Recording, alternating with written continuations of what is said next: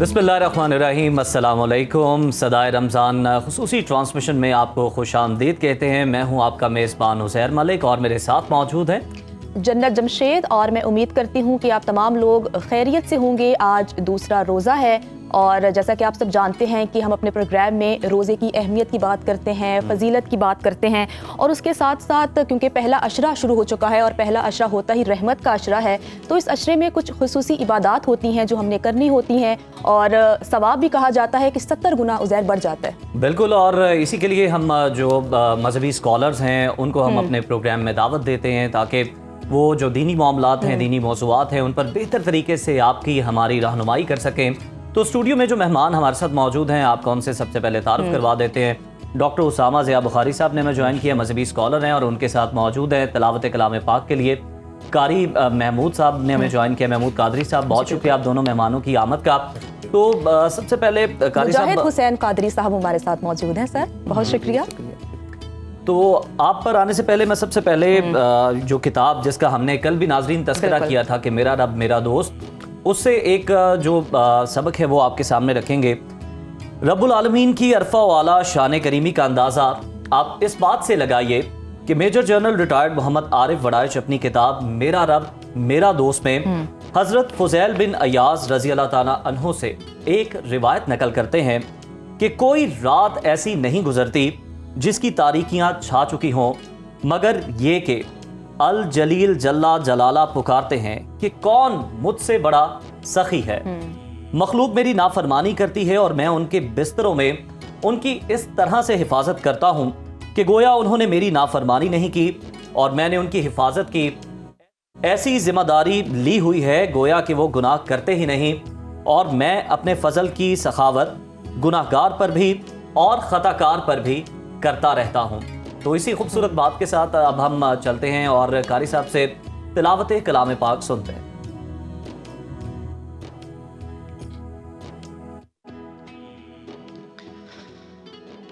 अऊज़ु बिल्लाहि मिनश शैतानिर रजीम।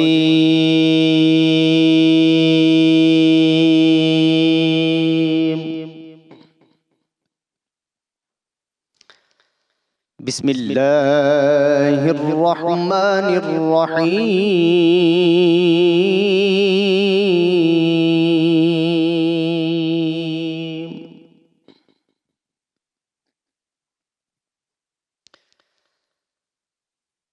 मा काना अलन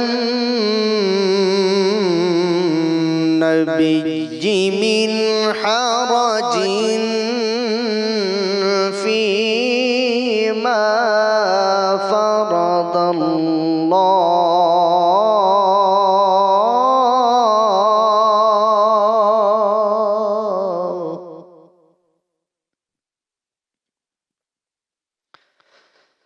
मा काना अलन नबिय्यि मिन हरजिन फीमा फरदल्लाहु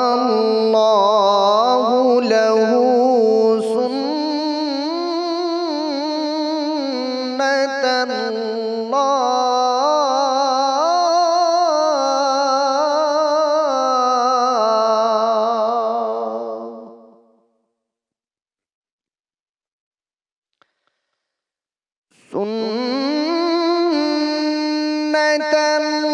सुन्नतल्लाहि फिल्लज़ीना खलौ मिन क़ब्लु व काना अम्रुल्लाहि क़दरन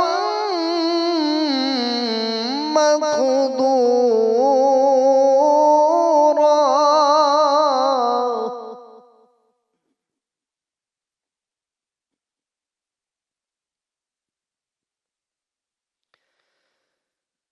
मा काना अलन नबिय्यि मिन हरजिन फीमा फरदल्लाहु लहू सुन्नतल्लाहि फिल्लज़ीना खलौ मिन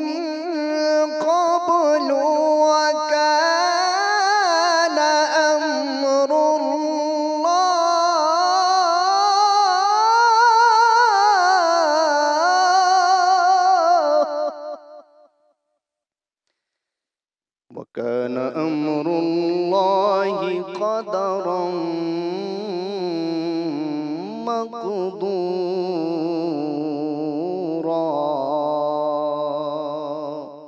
صدق الله العظيم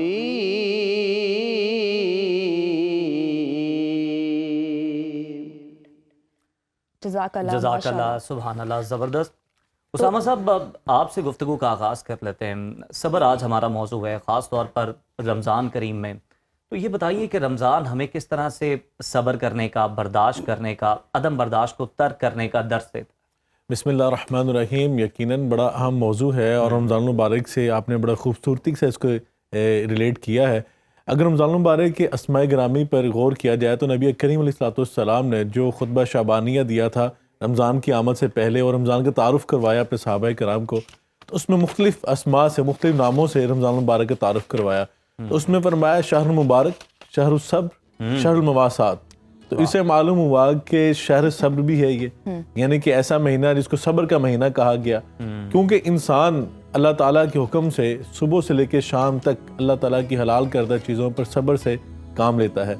और देखें सब्र जो है अगर लेकिन ये रवैयों में जो है सब्र, जी बिल्कुल, इसमें ये देखें बड़ा ज़रूरी है, ये हमें बड़ा कम देखने को बिल्कुल। मिलता है। देखें सब्र की अगर बात की जाए तो तीन चीज़ों में अल्लाह ताला ने सब्र का हुक्म फरमाया। एक तो पहला सब्र है कि इताअत इलाही में, कि अल्लाह ताला ने जो हुक्म दे दिया उसकी इताअत करनी है हमें। दूसरा सब्र है कि आपने गुनाहों से बचना है।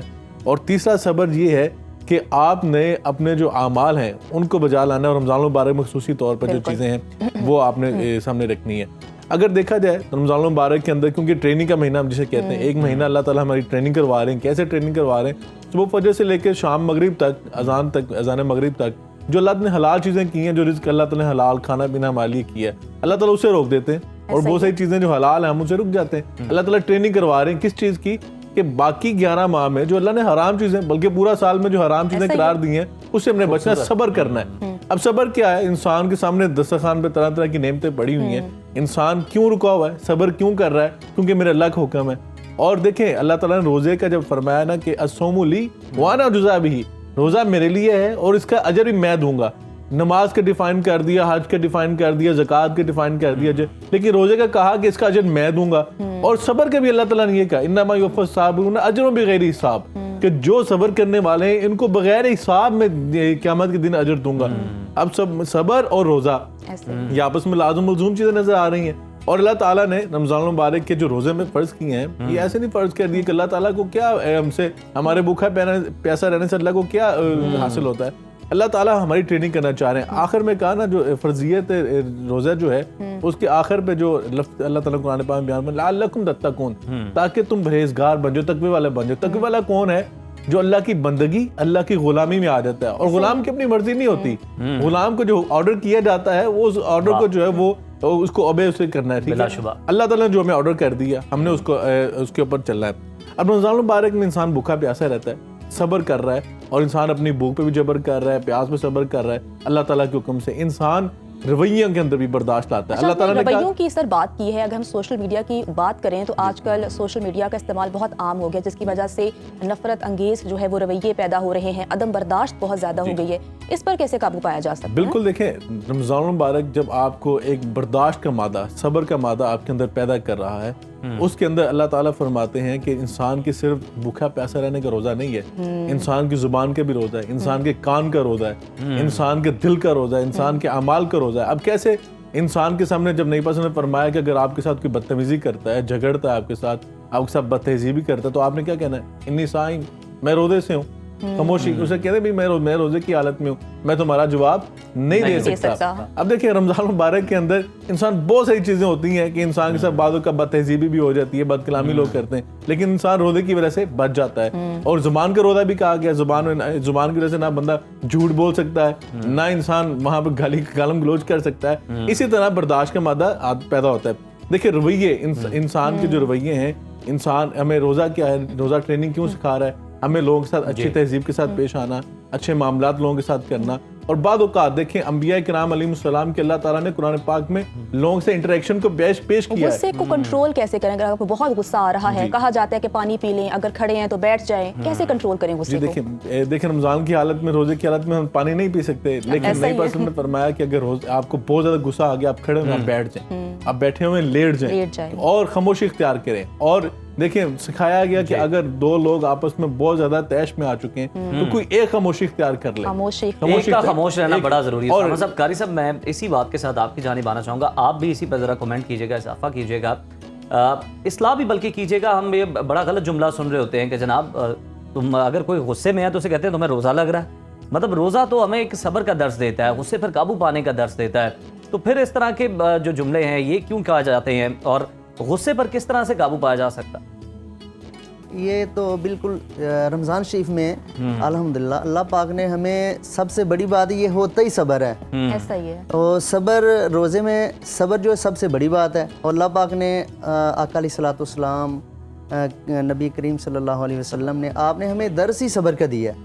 तो रमज़ान शरीफ में तो वैसे ही बरकतों वाला महीना है, वैसे ही रहमतों वाला, बरकतों वाला। तो सब्र कि सुबह से जब जैसे भाई फरमा रहे हैं कि सुबह से जब हमने रोज़ा रखा होता है सारा दिन हम बैठते हैं, कोई चीज़ खाते नहीं, कोई पीते नहीं। और सबसे खाना पीना जो बहुत बड़ी सब्र वाली बात नहीं, सब्र असल में ये है कि अपनी ख्वाहिशात, गुस्से पे कंट्रोल करना, किसी के साथ अपना अच्छा हुस्न सलूक करना, ये असल सब्र की बात है। तो खाना पीना तो जब है ही रोज़ा तो कुछ नहीं खाना, लेकिन सब्र भी करना, किसी के गुस्से की जवाब ना देना, ये भी तो सब्र है। बिल्कुल ठीक है, बिल्कुल आपने सही फरमाया कारी साहब। उसामा साहब, अपना अखलाक, अपने रवैये किस तरह से बेहतर कर सकते हैं ख़ास तौर पर रमज़ान में, और इस हवाले से आप क्या पैगाम देना चाहेंगे? देखिए अगर बात की जाए तो अल्लाह ताला ने कुरान पाक में बड़ी वजाहत के साथ फरमा दी, लक़द कान लकुम फ़ी रसूलिल्लाहि उस्वतुन हसना। नबी पाक सल्लल्लाहु अलैहि वसल्लम की ज़ात ग्रामी, आपकी सीरत तय्यबा हमारी उस्वा हसना है। और कुरान पाक क्योंकि रमज़ान मुबारक में नाज़िल हो रहा है, शहर रमज़ान अल्लज़ी उनज़िला फ़ील कुरान, रमज़ान का तारुफ ये है कि अल्लाह ने अपना कलाम इलाही जो है इस रमज़ान में नाज़िल फरमाया है। और उम्मुल मुमिनीन सैयदा आयशा सिद्दीक़ा रज़ियल्लाहु ताला अन्हा फरमाती हैं, काना खुलुकुल कुरान, काना खुलुकुल नबीय्युल्लाहि कानल कुरान। नबी पाक सल्लल्लाहु अलैहि वसल्लम का इखलाक जो है वो सारे का सारा कुरान ही बयान कर रहा है।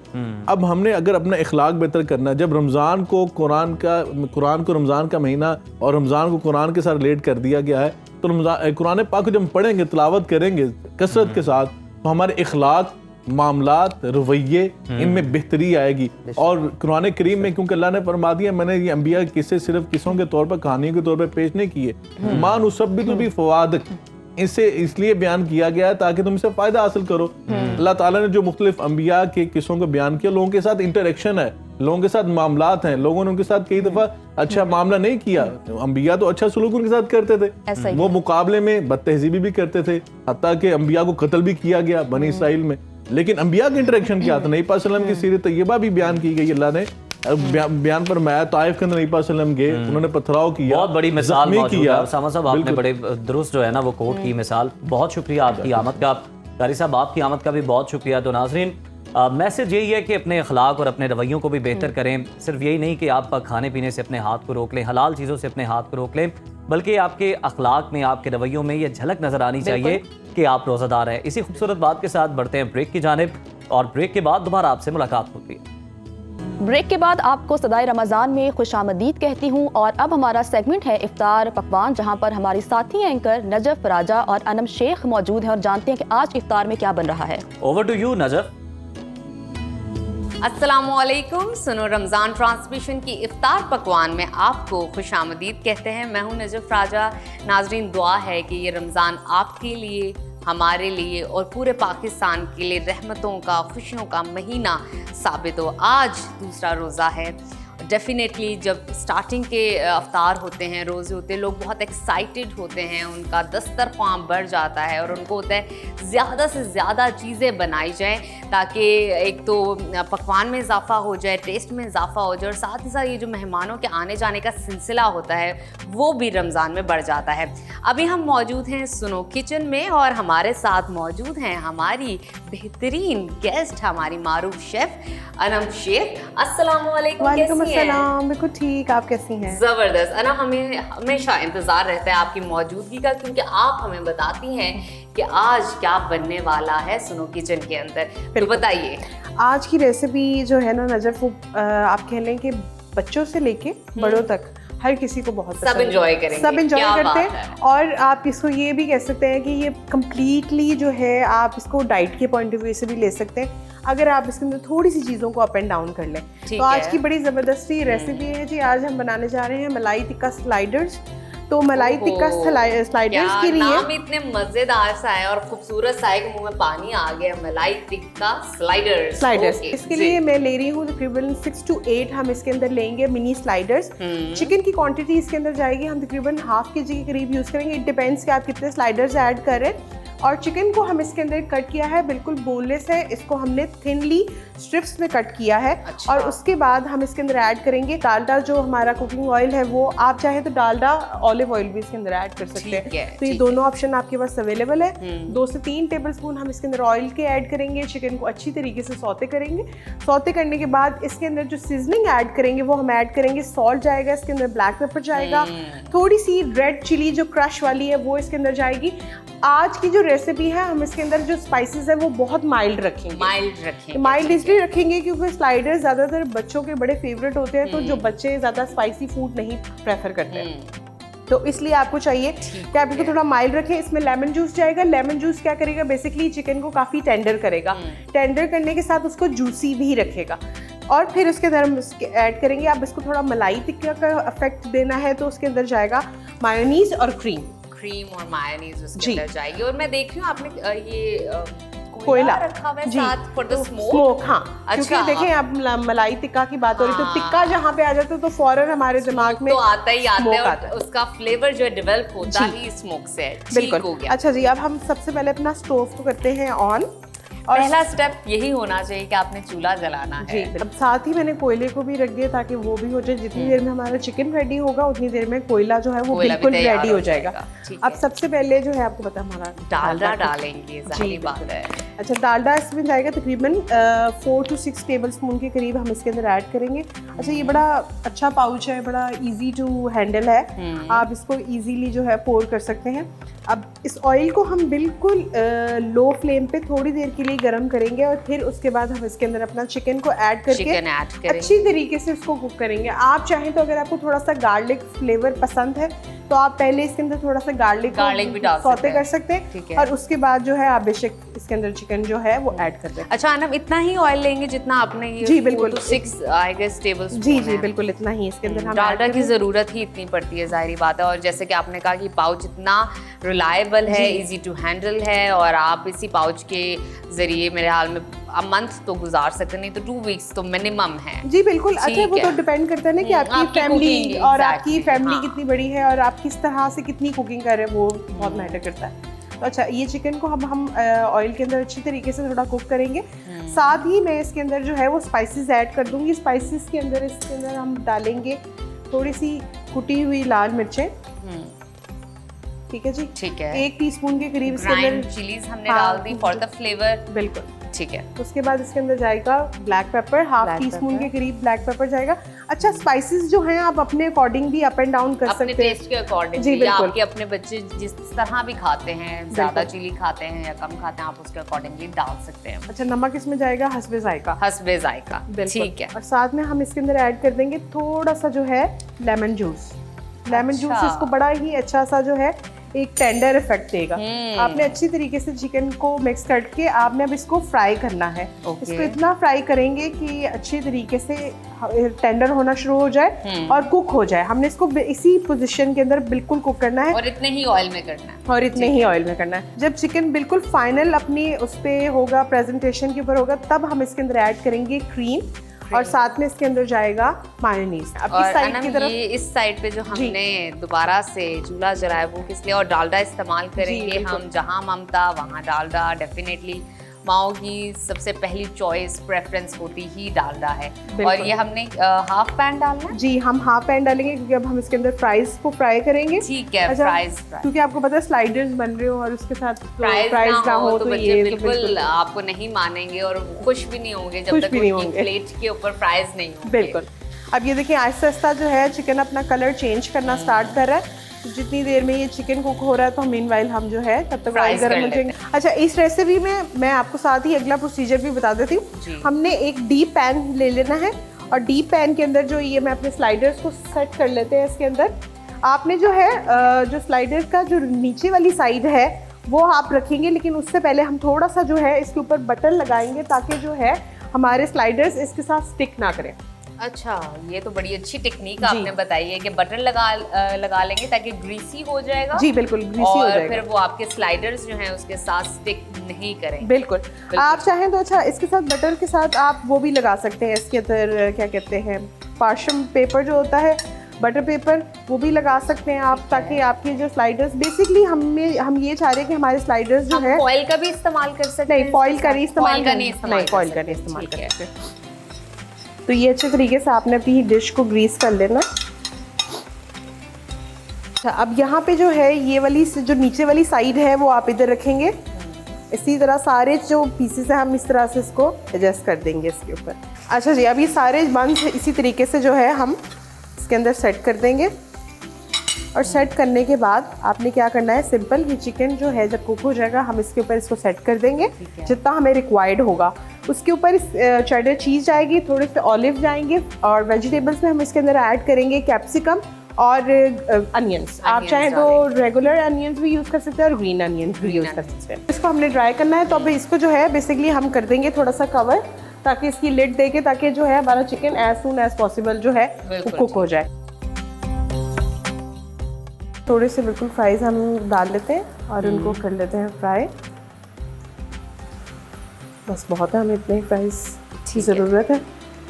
फ्राइज हो रहे हैं, साथ चिकन हो रहा है, थोड़ा सा इनको टाइम लगेगा। बिल्कुल, अब इसको टाइम लगेगा, इसके लिए थोड़ी देर कुक हो जाएगा। मीनवाइल हम ऐसे करते हैं कि अपनी वेजिटेबल्स को कट कर लेते हैं। बिल्कुल, तो वेजिटेबल्स में हम बिल्कुल वक्त को ज़ाया किए बगैर इसके जो है हम थोड़े से बेशक आप थोड़े थिन स्लाइस कर लेंगे। अगर आपको थोड़े से बड़े बड़े स्लाइसेस भी अच्छे लगते हैं तो वो भी आप इसके अंदर कर सकते हैं। दोनों अनियंस हम यूज कर सकते हैं, ग्रीन भी और दूसरे वाले भी मेरे ख्याल में। लेकिन अगर आप बड़े वाले यूज करेंगे तो शायद वो थोड़ी सी गार्निशिंग में बेहतर नजर आएंगे। बिल्कुल ऐसा ही है।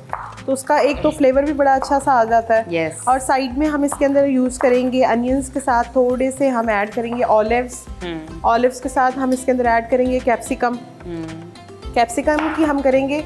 हमें बेसिकली कैप्सिकम की स्लाइसेस चाहिए इसके अंदर। अगर आपको इसके अंदर कैप्सिकम रिंग्स पसंद है तो आप कैप्सिकम रिंग्स भी इसके अंदर कर सकते हैं, तो वो भी एक ऑप्शन आपके पास। और ये वैसे भी ऑप्शनल है कि अगर आपका नहीं फ्लेवर कैप्सिकम का तो आप इसको मिस आउट भी करवा सकते हैं। बिल्कुल आप कर सकते हैं ऐसे। इसको इसी तरीके से हम सारा सीडलेस कर लेंगे। हमें इसका बिल्कुल भी वाइट पार्ट नहीं ऐड करना। तो आपने बस ये देख लेना कि आपका वाइट पार्ट जो है वो बिल्कुल अच्छी तरीके से कैप्सिकम के अंदर से रिमूव हुआ हो। बिल्कुल ठीक।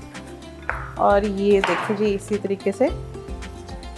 तो ये वो आपकी वाली बात होगी नजफ कि आपने जब एक फ्यूजन करना होता है ना रेसिपी के अंदर, तो फिर आप उसके अंदर कुछ भी ऐड कर सकते हैं। कुछ भी ऐड अब आप चाहें तो अगर आपने इसको तिक्का फ्लेवर नहीं देना है या आपने इसको मलाई तिक्का फ्लेवर नहीं देना, तो आप इस पोजीशन में भी इसमें आप ट्राई कर सकते हैं। स्मोक आप मिस आउट करवा देंगे तो अपने फ्लेवर के अकॉर्डिंगली हम ऊपर नीचे कर सकते हैं। एग्जैक्टली।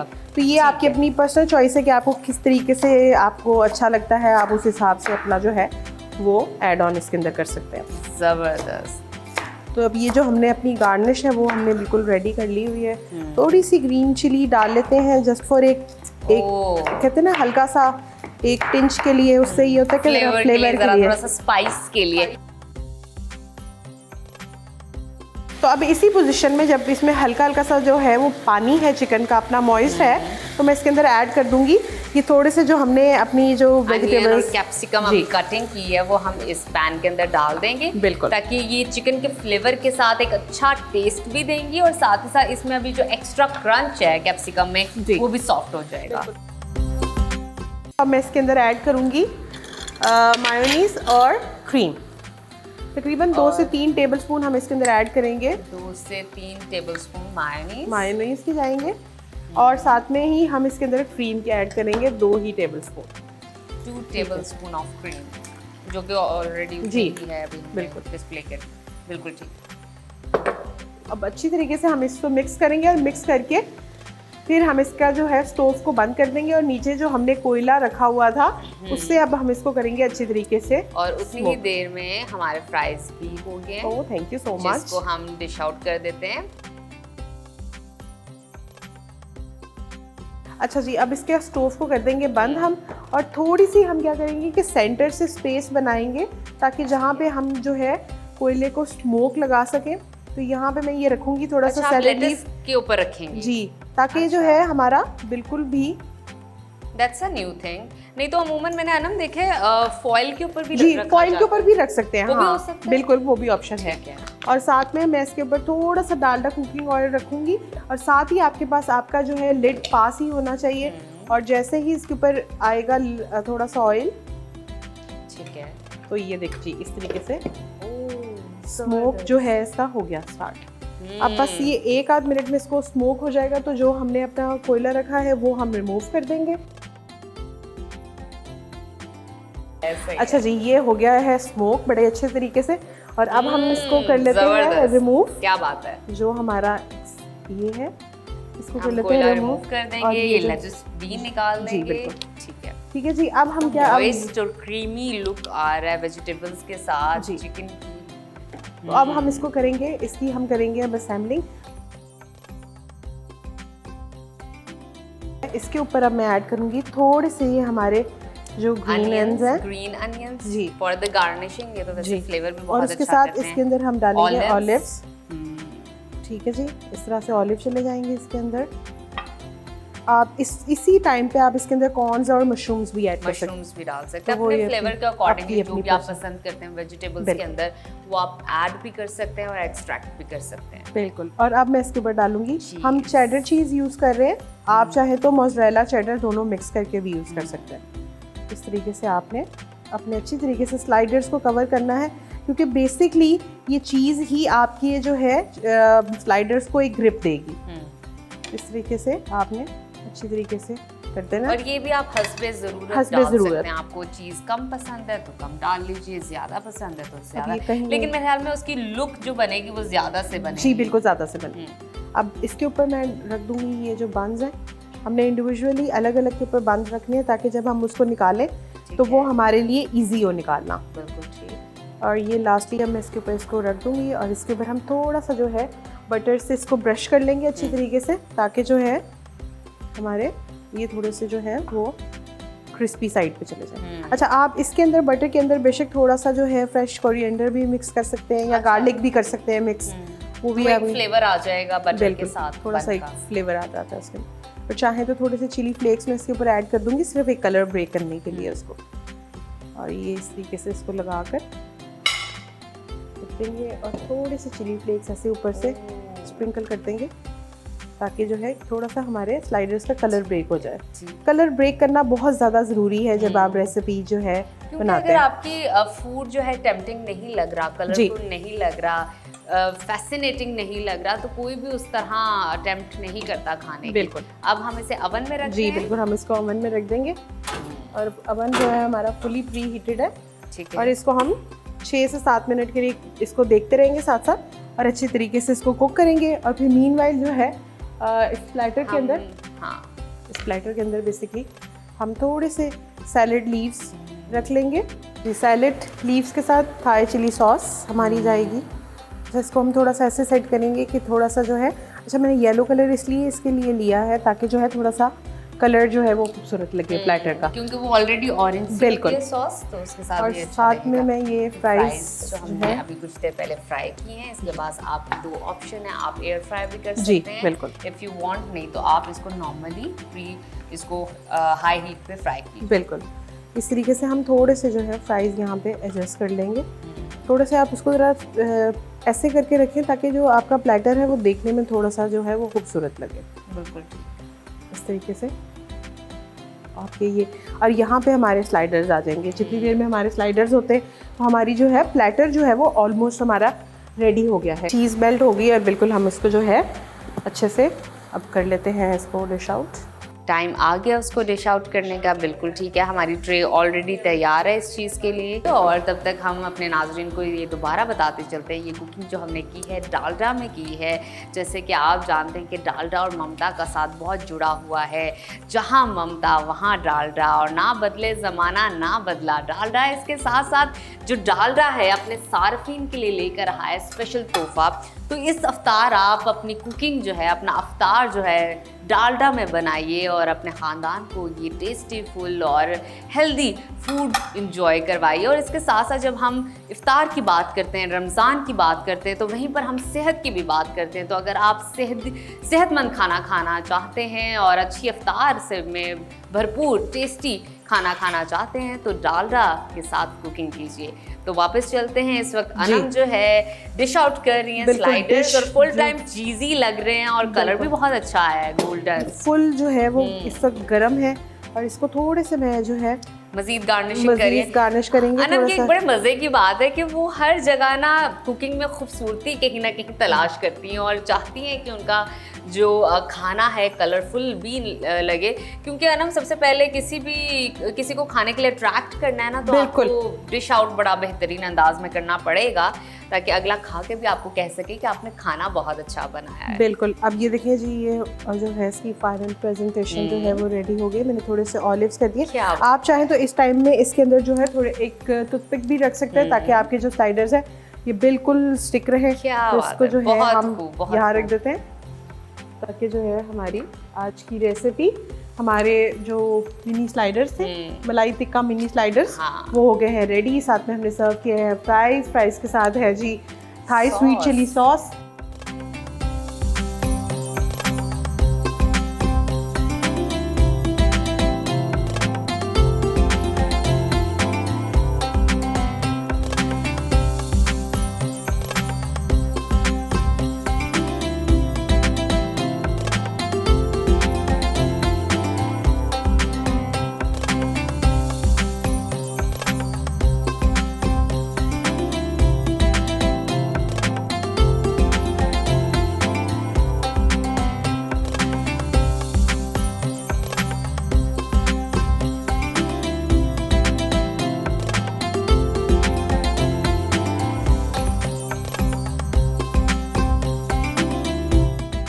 तो ये कंप्लीट मील है मेरा, नहीं ख्याल कि इसके बाद आपको कुछ और खाने की कुछ और जरूरत। खाने की जरूरत है और यही आप 3-4 खा लें तो आपका आई गेस डिनर भी हो बिल्कुल जाएगा और ऐसा ही बच्चों है। का भी हो जाएगा। बिल्कुल। तो नाजरीन, ये था हमारा दूसरे रोज़े का अफ्तार। उम्मीद है आप अपने घर में जाके ये डिश ट्राई आउट भी करेंगे, बनाएंगे और कमेंट सेक्शन में हमें ज़रूर बताइए ये डिश आपको कैसी लगी। और मज़ीद आप इस रमज़ान कौन कौन सी डिशेस चाहते हैं कि अनम ट्राई करवाए और आपको सिखाए। तो हमें दीजिए इजाज़त। तो इफ्तार पकवान सेगमेंट आपने देखा और आज बनाया गया है मलाई टिक्का स्लाइडर। तो उज़ैर, आज तो इफ्तार अच्छा होने वाला है कि मलाई आज तो टिक्का मैं कहता स्लाइडर हूं बस मिलेगा। 1 घंटे का बड़ा बेसब्री से इंतजार है कि उसके बिल्कुल बाद ऐसा जो है ही ना है। उस पे हाथ साफ किए जाए। तो वापस आएंगे ब्रेक के बाद, हमारे साथ रहिए। सदाए रमज़ान में आपको खुशामदीद कहते हैं। नाज़रीन, रमज़ान शुरू होते ही महंगाई का तूफान तेज़ हो गया है। मुनाफाखोर और ज़ख़ीरा अंदोज सरगर्म हो चुके हैं। सब्जियों, फलों और खाने पीने की चीज़ों की मनमानी कीमतें वसूल की जा रही हैं। लेकिन ख़ास तौर पर अगर चीनी की बात करें उज़ैर, तो चीनी की कीमतें आउट ऑफ कंट्रोल हैं। मुख्तलिफ शहरों में चीनी की फ़ी किलो कीमत 124 रुपये से बढ़कर 165 रुपये तक जा पहुंची है। रमज़ानुल मुबारक में बढ़ती हुई महंगाई पर वज़ीर आज़म शहबाज शरीफ का पारा भी हाई हो गया। उन्होंने चीनी स्मगलर्स के खिलाफ खास तौर पर सख्त कार्रवाई की हिदायत की है और ये कहा गया है कि रमज़ानुल मुबारक में महंगाई और ज़ख़ीरा अंदोज़ी किसी सूरत बर्दाश्त नहीं की जाएगी। सूबाई हुकूमतें मिलकर आम आदमी को सस्ती चीज़ों की फराहमी यकीनी बना। तो इसी पर ही हमारे नुमाइंदगान हमारे साथ मौजूद हैं, उनसे बात कर लेते हैं। इस्लामाबाद से हमारे नुमाइंदे शहरियार खान हैं और कराची से हमें ज्वाइन किया है अरबाब अली चांडियों ने। तो सबसे पहले इस्लामाबाद का रुख करते हैं और शहरियार खान से बात कर लेते हैं। शहरियार, बताइएगा कि चीनी की कीमतें आउट ऑफ कंट्रोल हो चुकी हैं। शहर इक़्तिदार की क्या सूरत हाल है, वहाँ पर क्या कीमतें हैं चीनी की? देखिए, चीनी की जिस तरह बाकी शहरों में कीमतें बढ़ी हैं, यहाँ पर भी फ़र्क पड़ा है और उसमें इजाफा हो रहा है। और इसका वज़ीर आज़म शहबाज शरीफ ने नोटिस भी लिया और उन्होंने जो गुज़िश्ता रोज़ इजलास तलब किया था उसमें उनका कहना था कि अशियाए ख़ुरनोश जो हैं उनकी रमज़ान में जो आम आदमी तक रसाई है उसको मुमकिन बनाने के लिए तमाम जो इक़दाम करेंगे। और उन्होंने कहा कि चीनी की स्मगलिंग को रोकने के लिए जो इक़दाम किए थे, आज उसके नतीजे में हौसला अफजा नताइज उसके बरामद हो रहे हैं। इसी तरह उन्होंने तमाम जो सूबाई हुकूमतों को कहा है कि वो वफाकी हुकूमत के साथ मिलकर एक ऐसा मैकेनिज्म तय करें कि ये जो आम आदमी तक जो रिलीफ है वो पहुंचाया जा सके, और जो रमज़ान के महीने में जो खसूसन जो जिस तरह ज़ख़ीरा अंदोज़ी की जाती है, वज़ीर आज़म ने कहा कि इनको किसी सूरत भी बर्दाश्त नहीं किया जाएगा। लेकिन अभी हम ये देख रहे हैं कि जिस तरह मार्केट कंट्रोल कमेटीज़ हुआ करती थी किसी ज़माने में, वो अब यहाँ पर है नहीं। उस तरीके से यहाँ पर उन पर जो है अमल दरामद नहीं हो पाता, और हुकूमत जो भी जो है कोई फैसला करती है उस पर अमल दरामद नहीं होता। हुकूमत कह देती है कि हम जो है इजाज़त नहीं देंगे, लेकिन इजाज़त कोई मांगता भी नहीं, और वो इसी तरह ज़ख़ीरा वो इजाज़त ना देने को इजाज़त ही समझ लेते हैं। शहरियार हमारे साथ ही मौजूद रहेगा, कराची का रुख करते हैं, अरबाब अली चांडियों से जानते हैं। अरबाब, बताइएगा, चीनी ने बेचैनी बड़ी बढ़ा दी है, क्या जवाब फराहम किया जा रहा है कि जनाब चीनी की कीमतों में इजाफे का? जी आम तौर पर दुकानदार ये कहता है कि जी पीछे जो हमें चीनी महंगी मिलती है इसीलिए हम चीनी महंगी कर देते हैं। लेकिन अजब बात और गजब बात ये है कि क्या एक दिन में ऐसा क्या हो जाता है कि रमज़ान से एक दिन पहले चीनी की जो कीमतें हैं वो वही पुरानी होती है, और रमज़ान में बस 24 घंटे के बाद चीनी में कौन सी ऐसी मिलावट हो जाती है कि चीनी अपना रंग तब्दील करती हुई कीमतों में इजाफा हो जाता है। यहाँ पर पाकिस्तान के सबसे बड़े शहर कराची में मैं इस वक्त सबसे बड़ी मार्केट में मौजूद हूँ, जहाँ पर मेरे हाथ में कमिश्नर कराची के वो नर्ख मौजूद हैं। आप देख सकते हैं ये कमिश्नर कराची यहाँ लिखा हुआ है नर्ख है, लेकिन इसमें चीनी का रेट मौजूद नहीं है। तमाम रेट मौजूद है, ये इंकशाफ हुआ है यहाँ पर। जी हाँ, चीनी का रेट मौजूद नहीं है। यहाँ पर दालों के रेट है, यहाँ पर सारी चीज़ों के रेट है, मिर्चों के, नमक तो अरबाब, इसकी क्या वजह है? लेकिन चीनी कहीं लिखी हुई नहीं। इसकी ये वजह है कि चीनी का रेट अगर एक मुकर्रर होगा तो फिर लोग कहेंगे कि जी ये कल तो चीनी आप इतने में दी थी और रेट इतना है, आप इतना दे रहे। उन्होंने चीनी का रेट ही गुम कर दिया। लग रहा है कि प्रिंटिंग वाले से भी वो लोग मिले हुए हैं जो कि अमूली तौर पर ये सारा काम कर रहे हैं। इंतजामिया सो रही है, या तो उनको रोजा लग गया है, अभी तक वो उठे तो है नहीं। सारी रात मेरे ख्याल में वो गपशप करते हैं, दिन को सोते हैं, शाम को चक्कर लगाते हैं। ठीक है अरबाब, यानी कि कमिश्नर कराची ने तो मसले को जड़ से ही खत्म कर दिया है, रेट लिस्ट से ही गायब कर दिए हैं चीनी के नर्ख। हमारे साथ मौजूद थे शहरियार खान, हमें अपडेट कर रहे थे कि चीनी की क्या सूरत हाल है और किस कीमत पर दस्तयाब है, किस दर्जे की चीनी जो है वो मार्केट में मिल रही है, क्वालिटी क्या है। आप दोनों का बहुत शुक्रिया। और अब हम देख यही रहे हैं कि वज़ीर आज़म की जानिब से नोटिस तो लिया गया है, तो अब नोटिस देने के बाद क्या बेहतरी आती है। आगे बढ़ते हैं, आपको बताते हैं कि जनाब माह रमज़ान जहां पर रूहानी पाकीज़गी का बायस बनता है, वहीं पर सेहतमंद जिंदगी के लिए भी बेहतरीन और सुनहरी मौका हमें फराहम करता है। आज हम एक मज़ेदार और सेहत बख्श फल खरबूजे की बात करने जा रहे हैं। माह रमज़ान के साथ ही खरबूजा भी मार्केट में वाफिर मिकदार में आ चुका है। खरबूजे को वैसे तो गर्मियों का खास तोहफा कहा जाता है। ये मीठा फरत बख्श फल इफ्तार में रोजादारों के लिए किसी बड़ी नेमत से कम नहीं है। बिल्कुल, और तिबी माहिरीन की जानिब से खरबूजे को बाकायदगी से इस्तेमाल करने का मशवरा दिया जाता है, क्योंकि ये गर्मी की शिद्दत से बचाता है और जिस्म में पानी की कमी को पूरा करता है। खरबूजा रोजेदारों के लिए कितना फ़ायदेमंद और सेहत बख्श है, इसके तिब्बी फ़वाइद क्या है, खरबूजा खाने का बेहतरीन वक्त क्या है और एक वक्त में खरबूजे की कितनी मिकदार खानी चाहिए, इसी पर ही बात करने के लिए हमारे साथ मौजूद हैं न्यूट्रिशनिस्ट वर्दा सिकंदर साहिबा। कैसी हैं आप? वालेकुम अस्सलाम, thank you so much for having me. अल्हम्दुलिल्लाह मैं ठीक। आप बताएं। वर्दा, सबसे पहले तो यही मैं सवाल करूंगी, हम चीनी की बात कर रहे थे। जी। चीनी बहुत महंगी हो गई है, तो कहा जाता है कि अगर आप चीनी नहीं खा सकते तो फल खा लें, वो हेल्दी भी हैं। खरबूजे की बात करते हैं कि खरबूजा कितना हेल्दी है इंसानी जिस्म के लिए और किस टाइम खाना चाहिए। अच्छा, सबसे पहले खरबूजे के ऑलरेडी बहुत सारे फ़वाइद हैं और रमज़ान में तो ये समझे कि अगर खरबूजे के रमज़ान के मौसम में आ गया तो ये प्लस पॉइंट है। रमज़ान में होने वाले जितने कॉमन मसाइल जो लोग फेस कर रहे होते हैं, एक हमें डिहाइड्रेशन बहुत ज़्यादा हो रही होती है, अक्सर लोगों के गुर्दे में दर्द शुरू हो जाती है, मैदे से रिलेटेड मुख्तलिफ मसाइल होने लग जाते हैं। तो जो खरबूजा है इसके अंदर ये तमाम चीज़ों का हल मौजूद है। अगर मैं खरबूजा गट हेल्थ के लिए बहुत अच्छा है। बिल्कुल, अगर मैं बताती चलूँ इसकी न्यूट्रिशनल इंफॉर्मेशन के बारे में, तो खरबूजे के अंदर वाटर का बहुत अच्छा कंटेंट मौजूद है, फाइबर का बहुत अच्छा कंटेंट मौजूद है, विटामिन सी का बहुत अच्छा कंटेंट मौजूद है और तमाम उन न्यूट्रिएंट्स के कंटेंट मौजूद है जो कि हमारी डिहाइड्रेशन को ख़त्म करने में हेल्प करते हैं, हमारी स्किन के लिए बहुत फायदेमंद है। इतने फ़वाइद हैं, अब इस बात पे आ जाते हैं कि कितना लेना चाहिए, कितना खाना चाहिए एक दिन में काम आदमी को। अच्छा देखिए, excess of everything is bad. तो एक वक्त में जो है इसकी 6 फाड़ियाँ, अगर एक बहुत छोटे साइज का खरबूजा है तो वो आप एक पूरा खरबूजा खा सकते हैं, लेकिन अगर खरबूजे का साइज बड़ा है तो आप हाफ खरबूजा यानी उसके 6 स्लाइसेस जो है वो एक वक्त में इस्तेमाल कर सकते हैं। तो आप इसको इफ्तार में या सहर में किस टाइम ले सकते हैं? इफ्तारी जो है इसका आइडियल टाइम है। अगर आप लोग रमजान में अपना वेट लॉस करना चाहते हैं और कहते हैं कि कौन सा फल बेहतरीन ऑप्शन हो सकता है, तो खरबूजा एक बेहतरीन इफ्तार में आप इसको इस्तेमाल कर सकते हैं। अच्छा, इसके साथ साथ एक चीज मैं और मेंशन करना चाहूंगी। क्या होता है कि अक्सर लोग खरबूजा और पानी बिल्कुल साथ साथ बहुत ज्यादा इस्तेमाल कर लेते हैं। अब रोजों में यही होता है कि इफ्तारी की है, बहुत ज्यादा पानी पिया और साथ ही हम खरबूजा, तो अक्सर स्टमक रिलेटेड प्रॉब्लम्स या ब्लोटिंग रिलेटेड प्रॉब्लम्स इसलिए कोशिश की जाए जो खरबूजा है इसके अंदर ऑलरेडी वाटर का कंटेंट मौजूद है, और जब हम पानी भी बहुत ज्यादा पी रहे हैं तो उसकी वजह से क्या होता है कि वो गट में हम बहुत ज्यादा खा रहे हैं तो वो अब्जॉर्प्शन और डाइजेशन तो खरबूजा खाने के कितने टाइम के बाद पानी पीना चाहिए? खरबूजा खाने के आप 15 से 20 मिनट के बाद पानी का इस्तेमाल कर सकते हैं। और यहाँ पर कोशिश की जाए कि एक वक्त में जिसमें आप खरबूजा इस्तेमाल करें तो उस वक्त में साथ पानी का इस्तेमाल नहीं किया जाए, क्योंकि खरबूजा जो है वो इटसेल्फ उसके अंदर पानी मौजूद है। ये भी बताएं कि बिल्कुल आपने सही कहा, हमें डिहाइड्रेट होने से बचाता है ये बताइएगा कि जो शुगर के मरीज हैं वो ये ले सकते हैं, और इसके अलावा खरबूजा कौन कौन सी बीमारियां जो हैं उनमें बड़ा फायदेमंद है आपके लिए?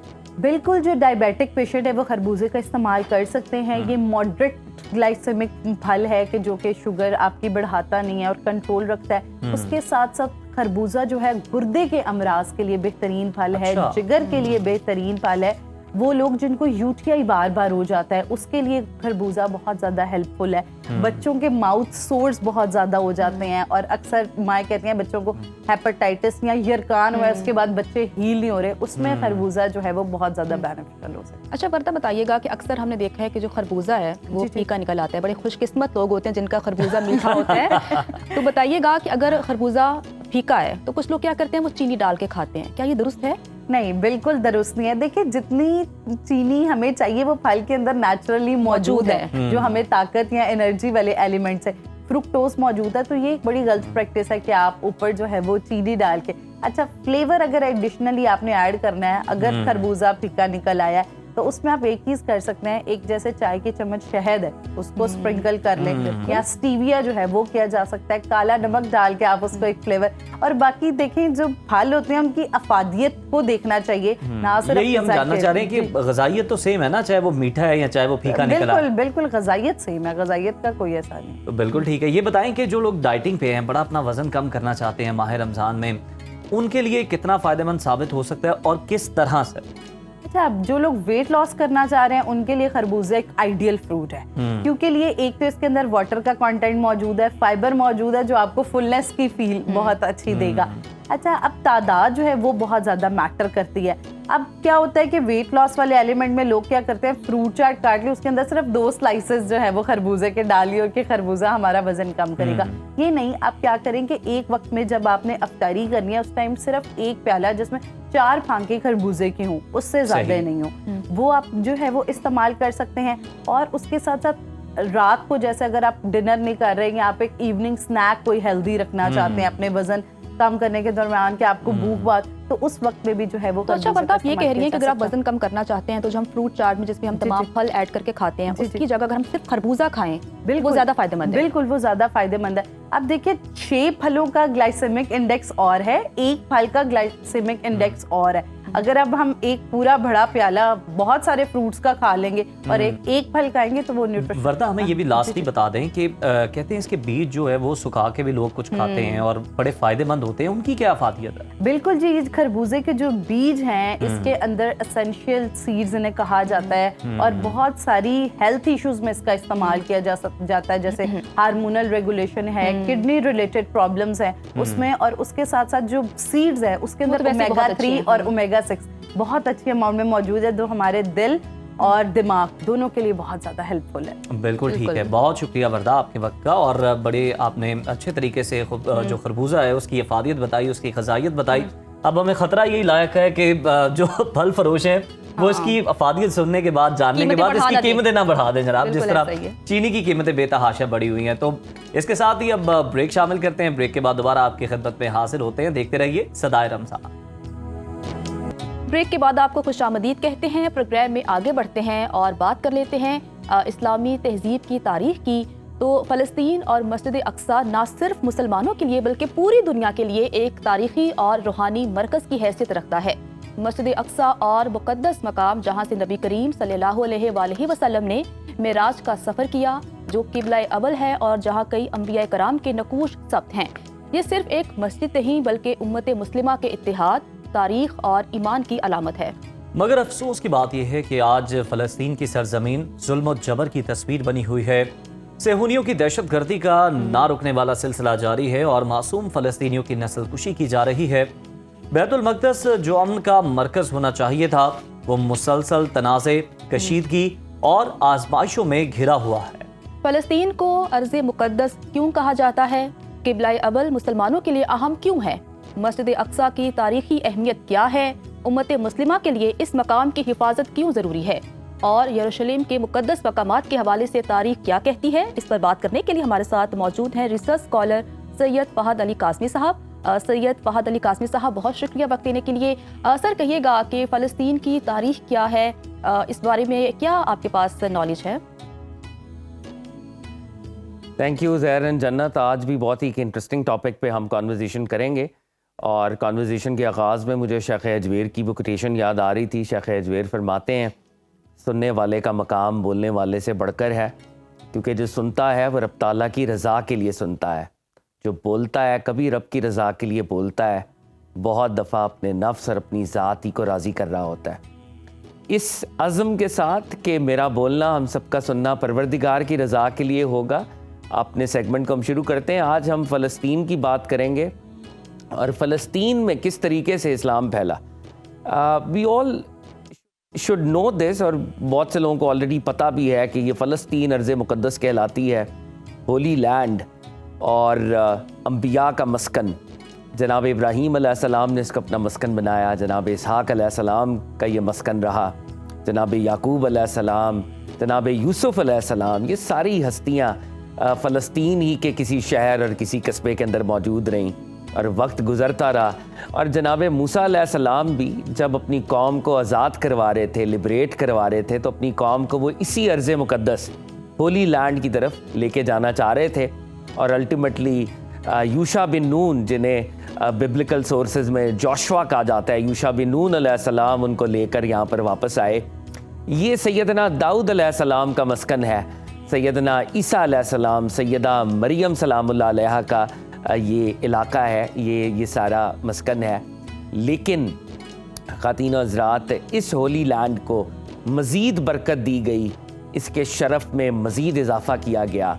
और जैसे कुरान नातिक है, कुरान अज़ीमुश्शान में रब्बुल इज़्ज़त फरमाते हैं, पाक है वो ज़ात जो ले गई अपने बंदे को मस्जिद हराम से मस्जिद अक्सा तक। तो सरकार दो आलम सल्लल्लाहु अलैहि वसल्लम, बहुत सी रवायात के मुताबिक 27 रजब 10 नबूवत को वो जो असरा और मेराज का वो जो सफ़र है, वो जो हॉरिजॉन्टल जर्नी है, पहले हॉरिजॉन्टल जर्नी करते हुए बुर्राक पे आप सवार थे, जिब्रील अमीन और आप और आपके बुर्राक, और आप मस्जिद हराम से ट्रैवल करते हुए अर्ज़ मुक़द्दस फ़लस्तीन तशरीफ़ लाए। और ये ख़ातीनो हज़रात वो अनाउंसमेंट थी, वो डिक्लेरेशन थी कि अब सरकार मदीना सल्लल्लाहु अलैहि वसल्लम, सरकार दो आलम सल्लल्लाहु अलैहि वसल्लम की शरीयत for all times to come, अब इस शरीयत का डंका बजेगा और इस शरीयत को फॉलो करना पड़ेगा तमाम आलम इंसानियत को। तो ये वो मौका है कि प्रॉफिट सल्लल्लाहु अलैहि वसल्लम बैतुल मक़दस तशरीफ़ लाते हैं और तमाम अंबिया और रसूल प्रॉफिट सल्लल्लाहु अलैहि वसल्लम का इस्तकबाल करते हैं और प्रॉफिट सल्लल्लाहु अलैहि वसल्लम वहाँ पर जमात अंबिया की इमामत फरमाते हैं। सरकार दो आलम सल्लल्लाहु अलैहि वसल्लम को इमाम किबलातैन, यानी he is the leader of the two किबलास, मस्जिद हराम और बैतुल मक़दस, इस शरफ़ के साथ रब्बुल इज़्ज़त उन्हें मुज़य्यन करते हैं। और ये वो पहला मौका है कि सरकार दो आलम सल्लल्लाहु अलैहि वसल्लम फ़लस्तीन में और फ़लस्तीन के शहर जेरूसलम में, यरूशलेम के अंदर मौजूद हैं और वहाँ पर प्रॉफिट सल्लल्लाहु अलैहि वसल्लम की लीडरशिप का, इमामत का डिक्लेरेशन हो रहा है। तो ये वो पहला और इम्पोर्टेंट एस्पेक्ट है जो मुसलमानों का इस देश के साथ, इस इलाके के साथ है। मगर एज वी ऑल अंडरस्टैंड कि सरकार दो आलम सल्लल्लाहु अलैहि वसल्लम का ये सफ़र, आका अलैहिस्सलातु वस्सलाम की ये आमद, ये मोजज़ाती सफ़र था। लेकिन फ़लस्तीन at that point in time वो बिज़ंटीनियन एम्पायर का पार्ट था, रोमन एम्पायर का पार्ट था, और बज़ाहिर उस वक्त मुसलमानों को तो गलबा हासिल नहीं था। ज़माना बीता, सरकार दो आलम ने हिजरत की, आप मक्का से मदीना तशरीफ़ लाए, और मदीना के अंदर सरकार दो आलम ने पहली कॉमनवेल्थ, पहली मुस्लिम स्टेट की बुनियाद रखी। और सरकार दो आलम सल्लल्लाहु अलैहि वसल्लम की इस स्टेट के बाद, और आका अलैहिस्सलातु वस्सलाम के विसाल के बाद खिलाफत राशिदा का सुनहरी दौर शुरू होता है। और उज़ैर और जन्नत अगर हम एक तायराना नज़र मैप के ऊपर डालें तो अरेबिया साउथ में है, और एक डायरेक्शन में आप देखें तो पर्शियन एम्पायर थी, और दूसरी डायरेक्शन में नॉर्थ में बिज़ंटीनियन एम्पायर थी। और ये फ़लस्तीन का इलाका उस वक्त वो जो बड़ा ग्रेटर सीरिया जिसको हम कहते हैं, हिस्टोरिकल सीरिया, मुल्क शाम, ये मुल्क शाम का पार्ट था। और हज़रत अबू बकर सिद्दीक़ रज़ी अल्लाह तआला अन्हु के दौर से फतूहात का सिलसिला शुरू हुआ। जनाब खालिद इब्न वलीद को कमांडर बनाया गया, और जनाब खालिद इब्न वलीद वो पर्शियन फ्रंट पे भी लड़ते रहे, और वो पर्शियन फ्रंट से फिर आहिस्ता आहिस्ता सीरियन फ्रंट की तरफ उन्होंने पेशकदमी की। और ये जनाब सैयदना फ़ारूक आज़म का वो दौर था कि मुसलमानों की वो जो स्पीड थी, वेलोसिटी थी, वो एक क्विक स्पीड के साथ फतूहात हो रही थी। एक के बाद दूसरा शहर वो मुसलमानों के कब्ज़े में आ रहा था। और जनाब खालिद इब्न वलीद लीड कर रहे थे, अबू उबैदा जर्राह लीड कर रहे थे, दीगर मुस्लिम कमांडर्स लीड कर रहे थे। मुसलमानों ने मुल्क शाम के अंदर दमिश्क को फ़तह किया, शहर हम्स को फ़तह किया, और फिर ये जो आज का लेबनान है, लेबनान के जो इलाके हैं उनको फ़तह किया। ये जो मौजूदा गज़ा का इलाका है इसको फ़तह किया गया। ये शहर एक एक करके आप इमेजिन करें कि 624 में ग़ज़वा बदर हुई, और ग़ज़वा बदर के एग्जैक्टली 10 से 12 साल के अंदर Muslims were knocking the super powers of the world. मुसलमान जो थे वो सुपर पावर्स को शिकस्त दे रहे थे। ये वो सरकार दो आलम सल्लल्लाहु अलैहि वसल्लम का एजाज़ था, मोजिज़ा था, और सहाबा किराम की मेहनत थी। यहाँ पर जो एक इम्पॉर्टेंट वाक़या जो मैं आपसे शेयर करना चाहूँगा, दिस इज़ ईयर 636, और Muslim army for a few months उन्होंने जेरूसलम का मुहासरा किया, और वो जेरूसलम यानी यूरोशलम तक, जेरूसलम तक पहुँच गए, जहाँ पर हरमुश शरीफ, बैतुल मक़दस, मस्जिद अक्सा है, जहाँ पे आका अलैहिस्सलातु वस्सलाम ने इमामत फरमाई थी, और शहर का जो है मुहासरा किया हुआ था। और ये वो वक्त था कि वहाँ पर जो क्रिश्चियन पैट्रियार्क था, पैट्रियार्क सोफ्रोनियस, वो सोच रहा था कि मुस्लिम आर्मी ने हमें मुहासरा कर लिया है, मुस्लिम आर्मी यहाँ पे मौजूद है, अब हम क्या करेंगे, हमारा लाया अमल क्या होना चाहिए, हमारी हिकमत अमली क्या होनी चाहिए। तो फादर सोफ्रोनियस ने एक इंटरेस्टिंग और एक स्ट्रेंज ऑफर की। मुसलमानों के कमांडर सैयदना अबू उबैदा जर्राह रज़ी अल्लाह तआला अन्हु, सैयदना खालिद इब्न वलीद और दीगर कमांडर्स को उसने ये ऑफर दी कि अगर तुम्हारा खलीफा खुद यहाँ पर चल कर आए तो मैं बगैर किसी रेजिस्टेंस के, बगैर किसी लड़ाई के शहर की चाबियाँ उसके हवाले कर दूंगा। और ये वो वक्त है कि मुसलमानों के खलीफा दोम हज़रत उमर फ़ारूक आज़म रज़ी अल्लाह तआला अन्हु ने ये फ़ैसला किया कि वो खुद जाएंगे और बैतुल मक़दस की चाबियाँ वसूल करेंगे। सैयदना फ़ारूक आज़म एक सवारी पर अपने ग़ुलाम के साथ सफ़र कर रहे हैं। शदीद गर्मी है, मौसम की सख्ती है, कभी खुद सवारी पर सवार होते हैं और कभी अपने ग़ुलाम को सवारी पर सवार करते हैं। बैतुल मक़दस करीब आ गया और ये वो वक्त था कि जब सैयदना उमर फ़ारूक के ग़ुलाम की बारी थी कि वो सवारी पर सवार हो।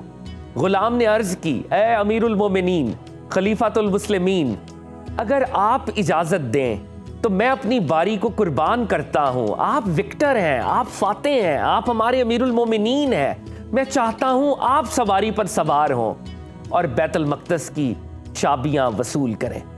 हज़रत उमर फ़ारूक ने कहा, नहीं, अदल का तकाजा ये है, जस्टिस ये है, तुम्हारी बारी है, तुम सवारी पर सवार होगे और सवारी की नकेल मेरे हाथों में होगी।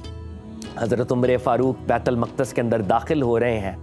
Father Sophronius, the patriarch of Jerusalem, वो ये मंजर देख रहा है और वो पूछता है कि मुझे ये बताया जाए कि इस वक्त लीडर कौन है और ग़ुलाम कौन है।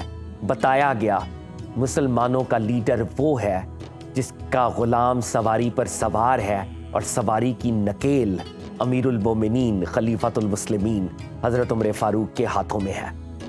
फादर सोफ्रोनियस ने ये सुना और बिला किसी चूनो चुरा के, without an iota of reluctance, वो बैतुल मक़दस की चाबियां खलीफतुर रसूल खलीफतुल मुस्लिमीन अमीरुल मोमिनीन हज़रत उमर फ़ारूक के हाथों में थमा दी और यूं मुसलमानों ने जेरूसलम को लिबरेट कराया।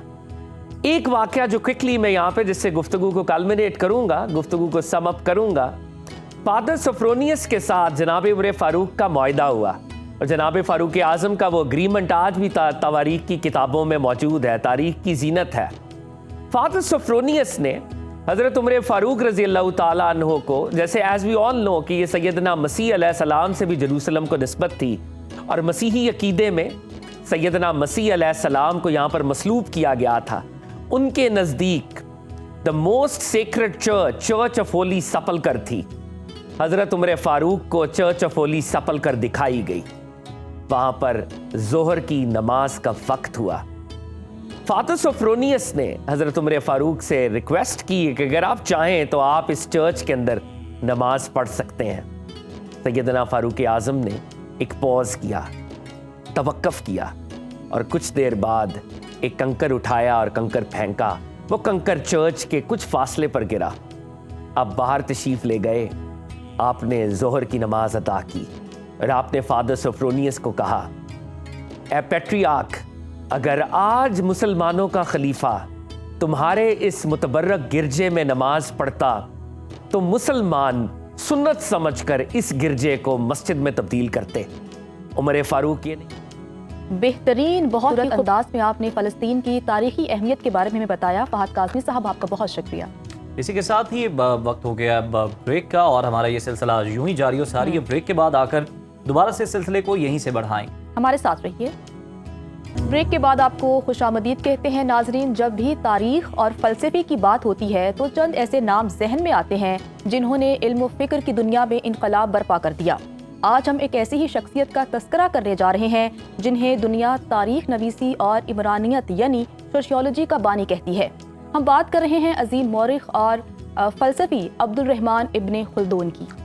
इब्ने खुल्दून सिर्फ एक मौरिख नहीं बल्कि वो एक अजीम फ़कीर, फ़लसफ़ी, सियासतदान और माहिर मुआशियात भी थे।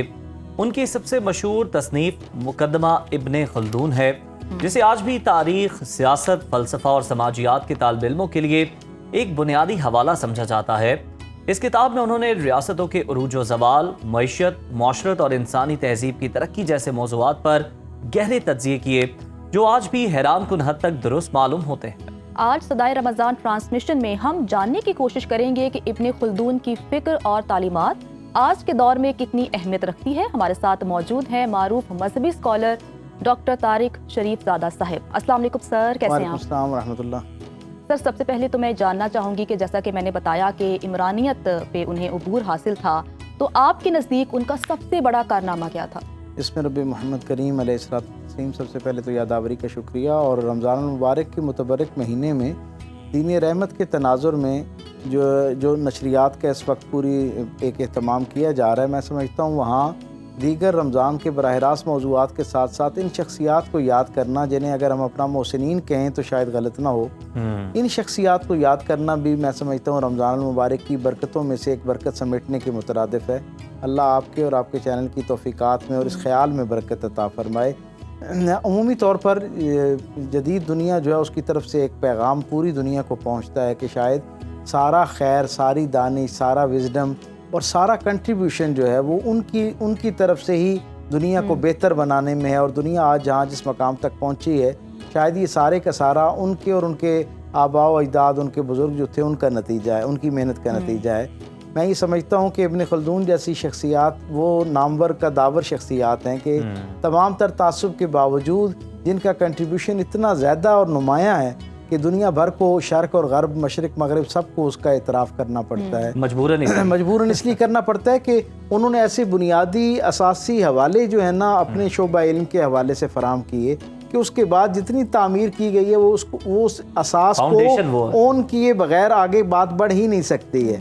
जैसा कि आपने खुद अभी बताया 17 मार्च 1332 ईस्वी में ट्यूनिस के एक शहर तूनस जो है उसके अंदर आप पैदा होते हैं और आपका जो अपना नाम है वो आपकी कुनियत अबू जैद है और आपका अपना असल नाम जो है वो अब्दुर्रहमान बिन मोहम्मद बिन खल्दून है। यानी आपके परदादा जो हैं उनका नाम खल्दून था और उन्हीं की निस्बत से जो है वो इब्न खल्दून आप कहलाते हैं। और फिर ये एक ऐसा खूबसूरत और ऐसी खूबसूरत रूह गोया उनके घर में आई कि उसने उस पूरे खानवादी को हमेशा के लिए एक लाफानी इज़्ज़त से सरफराज कर दिया। यानी मैं तेज़ी के साथ चाहूँगा कि सामीन को सिर्फ उस बच्चे की जिसने आगे चल के इब्न खल्दून बनना था उसके बचपन का एक मंजरनामा उसमें इनको शरीक करता चलूँ कि आपकी वालदा ये बताती हैं कि बचपन के अंदर जब शदीद ठंड पड़ जाती थी उनस में तो लोग सारे अपने लिहाफ़ों में चले जाते और मेरा ये बेटा जो है ये आसमान पर जाके छत के ऊपर जाके आसमान पर बिस्तर लगा लेता और लेटता और मैं उससे जाके पूछती कितनी ठंड में तुम यहाँ अकेले क्या कर रहे हो। तो वो कहते कि मुझे आसमान पर शदीद ठंड के अंदर चाँद और इसके गिर्द जो मौजूद सितारे हैं उनकी तरतीब और तकसीम बहुत खूबसूरत लगती है और मैं ऐसे रोज़ाना की बुनियाद पर इसका अहवाल मुरतब करता हूँ कि आज इतने वक्त के हिस्से में जो है वो सितारे कहाँ मौजूद थे और उसके बाद कहाँ थे। तो यहाँ से अंदाज़ा होता है कि फितरत के साथ कितना उनका ज़ौक़ था। उनके एक बचपन का किस्सा हो गया उन्होंने तारिक साहब बजरा, ये भी इस पर भी बात कीजिएगा। इब्न खल्दून की जो किताब है मुकदमा इब्न खल्दून बड़ा शाहकारों से माना जाता है जिस तरह से आपने भी बताया, इसकी कुछ अहमियत के बारे में भी हमें कुछ बताइए और क्या चीज़ इसे दूसरी जो जितनी भी कुतुब है उनसे मुनफरिद और मुमताज़ बना। अगर इब्न खल्दून के बारे में माहिर इमरानियात के तौर पर तो उनका एक तारुफ एक हवाला है ही है। मैं समझता हूँ कि बशरियात के हवाले से भी वो बड़े बाकमाल आदमी हुए। यानी खुद इंसान के साथ जो कुछ इस कुर्रा अर्ज़ी पर होता रहा या जो कुछ हो रहा था और जो होने का इम्कान था उस सारे के ज़ैल में जितनी गुफ्तगू, जितनी तफसील और जितनी डिफरेंट डायमेंशंस और एंगल से उन्होंने बात की है शायद ही तारीख़ में कोई और शख्स इस तरह इंसानों की तारीख़ को मुरतब कर सका। इसीलिए उसको जदीद तारीख़ का बानी करार दिया जाता है इब्न खल्दून को। और बेशुमार उनकी कुतुब हैं, उसके अलावा भी बहुत सारी कुतुब हैं, लेकिन और आपसे पहले भी बहुत सारे लोगों ने तारीख़ को जस्ता जस्ता अपने अपने अदवार के अतबार से तहरीर कर रखा था। यूनानियों के यहाँ उसका बड़ा एक रिवायत मिलती है, लेकिन ये पहला आदमी है जिसने बाज़ाब्ता तौर पर इस किताब की शक्ल में इंसानों की पूरी तारीख़ को 12 हिस्सों में तकसीम कर दिया और उस हर हिस्से को अलग उसकी खुसूसियात बयान की और इंसानों की तारीख़ जो ये तमद्दुन की तारीख़ है, इंसान की इस कुर्रे पर आबाद होने की जो तारीख़ है उसे इब्न खल्दून ने 3 बुनियादी हिस्सों में तकसीम किया। एक वो जो खाना बदोशों की ज़िंदगी थी वो उसके हवाले से उसने बताया कि उस वक्त इंसान फ़िक्री एतबार से, माशरती एतबार से, मुआशी एतबार से किन चैलेंजेस का सामना कर रहा था।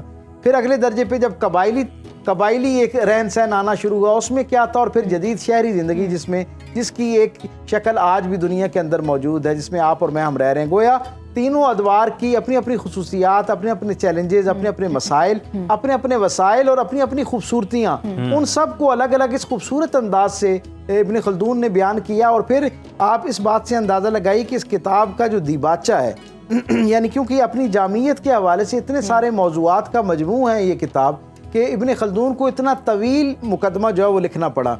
मैं कल किसी जगह ये बात बयान कर रहा था इब्न खल्दून के हवाले से कि आप ये देखें कि इब्न खल्दून की बाकी जो तहरीरात हैं उनमें किसी के यहाँ भी इतना बड़ा मुकदमा नहीं मिलता। मुख्तसर जो है ना चंद बातें, चंद सफ़ात होते हैं और उसके बाद किताब शुरू हो जाती है। ये वाहिद किताब है इंसानी तारीख़ में, शायद ये अपने एतबार से एक बिल्कुल मुनफरिद किताब है कि जिसका मुकदमा यानी इब्तदाइया जो लिखा गया तहरीर करने वाले की तरफ से, मुसन्निफ़ की तरफ से, तालीफ़ करने वाले की तरफ से, वो ख़ुद इतना जामे और इतना तवील है कि वो बाद में अलग किताब की शक्ल इख्तियार कर गया। यानी आज भी जो हमारे पास उसका उर्दू का तर्जमा भी मैसर है जो कि कराची से छपा और डॉक्टर अबुल खैर कशफी ने वो तर्जमा किया, वो भी 548 सफ़ात से ज़ायद का जो है वो मजमू है। तो आप इससे अंदाज़ा लगा सकते हैं कि ये सिर्फ उसका इब्तदाई था। गोया अपने सरनामा कलाम में, अपने दिबाचे में आगे किताब की जो कॉम्प्रिहेंसिवनेस है उसके बारे में इब्न खल्दून ने इतनी तफसील बताया कि ये किताब जो है इसमें ज़ाहिरी तौर पर एक वाक़या है, लेकिन उस वाक़े के साथ जुड़े हुए उस वक्त के सारे मारूजी हालात को जिस अंदाज में तारीख की खूबसूरत लड़ी में परोया है इब्न खल्दून ने, उससे पहले भी कोई ऐसा नहीं कर सका और शायद उसके बाद वाला भी कोई इब्न खल्दून के असर से बाहर निकल के तहरीर नहीं कर सका। दुनिया बिल्कुल बदल रही है, तो क्या जो इब्न खल्दून के नजरियात थे वो आज की दुनिया पर लागू हो सकते हैं? इब्न खल्दून जो आज की जदीद दुनिया है, मैंने जैसे पहले कहा कि जदीद तारीख का भी वो बानी है और जदीद इमरानियात का भी बानी है। ये जो ज़िंदगी गुजारने का करीना सलीका है, ये जो बुनियादी तहजीब है, ये जो एक इस वक्त हमारी समाजी ज़िंदगी है, माशरती और मुआशी ज़िंदगी है, इस सब की बुनियाद भी किसी न किसी अंदाज में उसकी फ़िक्र से फूटती हुई नज़र आती है। यानी शहरों का ये जो इस वक्त तसव्वुर है, आबादियों का जो आपस में तनासुब है, यानी शहरी और दही आबादी का आपस में तनासुब है, सहूलियात की तकसीम का जो एक तवाज़ुन मुआशरे के अंदर पैदा होना चाहिए। पहला आदमी है जिसने हमारी तवज्जो यानी इंसानों की तवज्जो इस बात की तरफ दिलाई कि मैंने ये सारी तारीख पढ़ी, इंसानों की इसे महफूज किया और मैं ये इस नतीजे पे पहुंचा कि जब मुख्तलिफ रियासतें आपस में मुआविन होने की बजाय मुतसादम होना शुरू हो जाती हैं, यानी दो बस्तियां जब एक दूसरे के लिए मददगार साबित होती हैं तो वो सल्तनत बन जाती हैं, और जब दो बस्तियां एक दूसरे के बिलमुकाबिल खड़े होके एक दूसरे की सलाहियत को कम करने के लिए साजिश करके, अपनी ताकत का इस्तेमाल करके, जुल्म और बर्बरियत करके अपने दायरे अमल से बाहर निकल कर चढ़ाई करना शुरू करती हैं, तो उसका क्या नतीजा निकलता है कि दोनों बस्तियां अपनी जो खूबियां वो खोना शुरू कर देती हैं। इंसान का तरक्की का सफ़र, उन बस्तियों का तरक्की का सफ़र तनज़्ज़ुली की तरफ शुरू हो जाता है। सो वो कहता है कि इमदाद बामी मुआशरे की बुनियाद इस बात पर है कि लोग एक दूसरे के लिए खैर खाई इख्तियार करें। इब्न खल्दून ने अपने मुकदमे में खुलासे के तौर पर दो बातें बयान की, एक ज़ाती तजर्बा और एक नसीहत। ज़ाती तजर्बा उसने कहा, मैंने तारीख़ का इतना गहरा मुताला किया और मैंने ये सीखा कि आज तक तारीख़ से किसी ने कोई सबक नहीं सीखा। अब देखिए कितना खूबसूरत जुमला है, ज़ाहिरी तौर पर ये एक पुरलुत्फ जुमला है, लतीफ़ एहसास है, लेकिन इसके अंदर कितना कड़वा सच मौजूद है कि हर ज़माने के लोग तारीख़ अपनी बुनियादी सच्चाइयों और तकाज़ों के साथ हर ज़माने में इंसानों से एक जैसा डील करती है। न जाने क्यों हर ज़माने का इंसान जब किसी पिछले ज़माने की इबरत को पढ़ता है तो वो कहता है ये उस ज़माने के लिए था, मैं अपने ज़माने में जो मर्जी करता रहूँ, मेरे साथ ऐसा नहीं होगा। तो वो कहता है कि पहला सबक ये है कि किसी ने तारीख़ से, मैंने तारीख से ये सबक सीखा है कि तारीख से किसी ने कोई सबक नहीं सीखा, एक बात। दूसरा वो ये कहता है कि इंसान अगर इसको अर्ज़ी पर खुशहाल ज़िंदगी गुजारना चाहता है, पुरसुकून ज़िंदगी गुजारना चाहता है, तो उसे फ़र्द के दायरे से यानी अपनी ज़ात के दायरे से एक दर्जा निकल के इज्तमाइयत के तौर पर सोचना पड़ेगा। और जब तक इंसान इज्तमाई दर्जे पे नहीं सोचेगा, ख़ास ज़ाती हैसियत में कोई शख्स कितना ही वसाइल से भरपूर हो जाए, असबाब उसके पास कितने बेहतरीन मैसर आ चुके हों, माली तौर पर, समाजी तौर पर, ताकत के तौर पर कितना ही ताकतवर क्यों ना हो जाए, लेकिन अगर वो उस दर्जे में अपने उस खैर को लोगों के साथ बांटने की तरबियत से नहीं गुजरा हुआ, अपना उसका ये अकीदा और नज़रिया नहीं है कि उसने इस खैर में बाकी लोगों का भी हिस्सा महसूस करते हुए उन्हें शरीक करना है, उस वक्त तक ये मुआशरा जो है वो मिसाली मुआशरा नहीं बन सकता। बिल्कुल सही है, वो मुआशरा मिसाली मुआशरा ही नहीं बन सकता जो सिर्फ इनफरादी तौर पर सोचे, इज्तमाही तौर पर ना। बहुत शुक्रिया डॉक्टर साहब आपके वक्त का। तो नाज़रीन, इस माह मुक़द्दस में हम सब ने ये अहद करना है कि वतन अज़ीज़ में अल्लाह ताला के दिए गए निज़ाम को नाफिज करने की भरपूर जद्दोजहद करेंगे, मुआशरे की इस्लाह करेंगे और ऐसा निज़ाम लाएंगे जिसमें कोई गरीब भूखा ना सोए, मजदूरों किसानों को उनका हकीकी मुआवजा मिले, यतीमों और बेवाओं की कफालत रियासत के ज़िम्मे हो और अदलो इंसाफ का बेहतरीन निज़ाम कायम हो। बिल्कुल ऐसा ही है, और जदीद इस्लामी निज़ाम तालीम हो, मईशत सूद से पाक और मुल्क में इस्लामी निज़ाम मईशत हो, ऐवानों और अदालतों में कुरान और सुन्नत का निज़ाम राइज हो। अल्लाह ताला से दुआ है कि वो हमें इस माह मुबारक और इस अशरा रहमत से भरपूर इस्तिफ़ादा करने की तौफीक अता फरमाए और रमज़ान की रहमतों और बरकतों से ज़्यादा मालामाल और फैज़ याब होने का मौका और तौफीक दे, आमीन। इसी बात के साथ आपसे इजाज़त लेते हैं, कल दोबारा इंशाल्लाह आपकी खिदमत में हाजिर होंगे। तब तक के लिए इजाज़त दीजिए, अल्लाह ने के बाद।